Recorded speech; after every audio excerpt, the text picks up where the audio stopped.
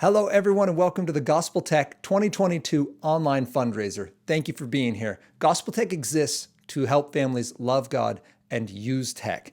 And over this past year, we have seen God continually provide opportunities for us to do that. And that's what I'm excited to talk to you about tonight. And then looking forward, what is God showing us we need to do in 2022 and into 2023? So Gospel Tech and helping families love God and use tech really stands for three things. We want to help parents do three things. We want to help parents talk about tech with their children. We want to help parents understand and communicate the gospel clearly. And we want to help parents act out and walk out the truths of the gospel and connect them to their everyday tech lives. So what that looks like is when we talk about healthy tech, we have resources like Reset. How do you know if your tech is healthy? Well, you look at your relationships and your emotions and your sleep and your enjoyment and your time. And you go, does tech improve or impede each of these areas? So we have resets that talk about technology in ways that make sense to our kids. We have Tool Tech and Drool Tech as other resources to talk about tech with our kids, where we talk about how Tool Tech helps us create and Drool Tech helps us consume. And then we actually apply that and we give conversation points and ask questions with our children. We really try to give parents the wins to talk about technology on a daily basis. Then we go, all right, how do we communicate and connect the gospel? Because the gospel is key for our understanding of how we use technology well. It's not about only using the good tech and avoiding all the bad stuff. Instead, it's about knowing what is best and using everything that helps us see who he is.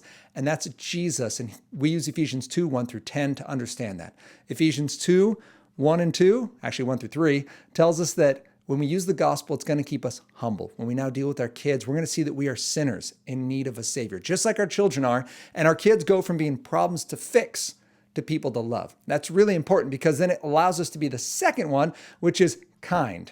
So 1 through 3 of Ephesians 2 tells us that we need to be humble because we're also sinners in need of a savior. And 4 through 9 tells us that we're saved by grace, which means when we're humble, we're also going to be kind because we're not going to scare our kids into salvation. We're not even good enough to keep them saved. We need to rely on Jesus for that. So in kindness, we are going to reach into their brokenness and we're going to love them very much like Jesus does to us. And then it's going to lead us to be curious because Ephesians 2:10 tells us that we've been saved by grace for good works. So we're not saved from the world. We're actually saved for it. And God's prepared those works for us beforehand, which means we don't go in with a game plan and a flag and say, I'm here for you, Jesus. Join my team. We go, no, out of the hope I have in the gospel, I'm not going to be curious what work does the Lord have prepared for me. So when we go and talk about technology, that leads us then to connecting the gospel to it. And that leads us to the last one, which is how do we walk it out in daily life? How do we take what we understand about the gospel, about being humble, about being kind and curious, and now apply that to daily living? And that's where we get applicable things like the family tech framework, where we now have a plan with our family about what content we consume and what that looks like in light of God's standard for us, right? Not just, is this show good or bad? I'm going to win this fight based on the Bible, but I love my child. I love the Lord. How do I live out of that and make sure all my tech is used out of that hope? So that's now our goal, is those three steps. We want every family to have parents who understand how to talk about healthy tech, who can communicate about the gospel and can connect that gospel to their daily tech lives. How do we do it?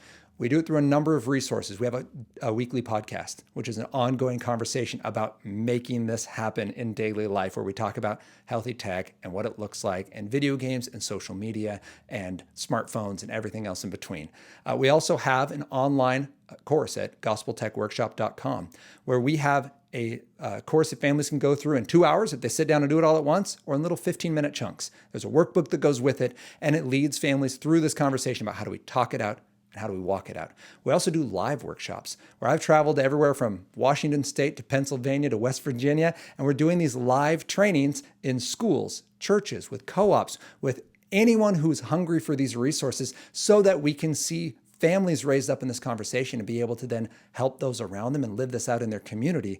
And then we also are developing partnerships with other groups. We've partnered with Fierce Parenting to get this resource in front of families all across the world and across the United States. We've also partnered with Christa Ministries here in the Northwest through radio shows and working through the schools they have in order to be able to communicate clearly that gospel tech is really about doing those three things: talking it out, connecting the gospel and walking it out in daily life. So how can you participate and join with us in this journey? Well, many of you already have, and I'm so thankful for that because this work continues because of your participation. We're part of Flint and Iron. It's a 501c3 nonprofit. So your donations are incredibly helpful. In the link below, you can actually click on that and donate to us. And if you're in the United States, your donation is tax deductible, which is amazing. So thank you for partnering with us.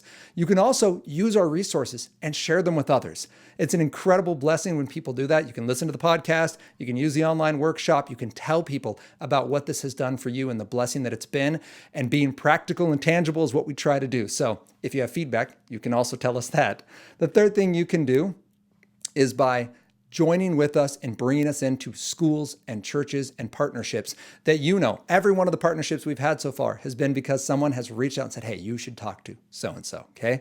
That's an amazing resource. You can reach me, Nathan, at gospeltech.net. I would love to be connected with those so that we can continue to see the gospel go forward and people gain freedom in technology, not from it, but for the world. And we want to see families grow up and love God and use tech. So thank you for being here. Thank you for being a part of this conversation, a part of this work. And I look forward to reporting back next year the great things God has done as we continue this journey together to see families love God and use tech.